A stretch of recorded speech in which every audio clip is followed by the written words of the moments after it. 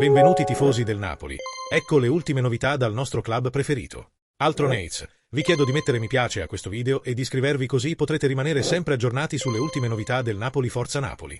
Resta in gioco il futuro di Victor Osimhen. L'ex attaccante del Napoli veste attualmente la maglia del Galatasaray, ma la prossima stagione potrebbe cambiare tutto. Il club italiano ha ceduto il nigeriano con la formula del prestito, evitando così di pagare una grossa somma valida per il suo ingaggio.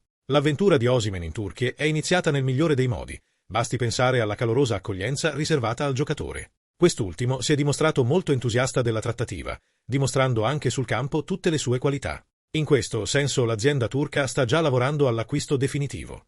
Nelle ultime ore è arrivato un annuncio molto importante che riguarda il nigeriano. Il Galatasaray annuncia: Osimhen non partirà a gennaio. Sono in arrivo novità molto importanti sul futuro di Victor Osimhen. Si parlava di un possibile ritorno in uno dei principali campionati europei a gennaio, ma nelle ultime ore è arrivato un annuncio molto importante. Ibrahim Hatipoglu, membro del consiglio d'amministrazione e direttore generale del Galatasaray, ha lanciato infatti un appello molto importante alla stampa. Di seguito le sue parole. Osimhen non parte a gennaio, è impossibile. Posso confermare che resterà qui fino alla fine della stagione, ma intanto stiamo già lavorando per bloccarlo anche per l'anno successivo.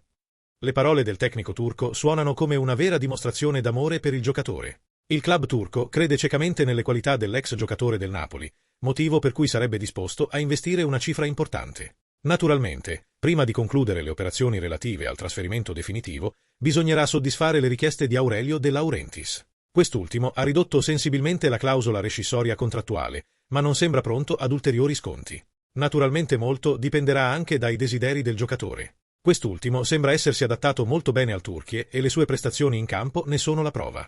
Nelle prossime settimane ci saranno aggiornamenti molto importanti, che potrebbero fugare le riserve sul futuro del nigeriano. Quest'ultimo, dopo aver portato lo scudetto in Campania, potrebbe trovare la sua dimensione definitiva nella Super League turca. Qual è la tua opinione, tifoso del Napoli?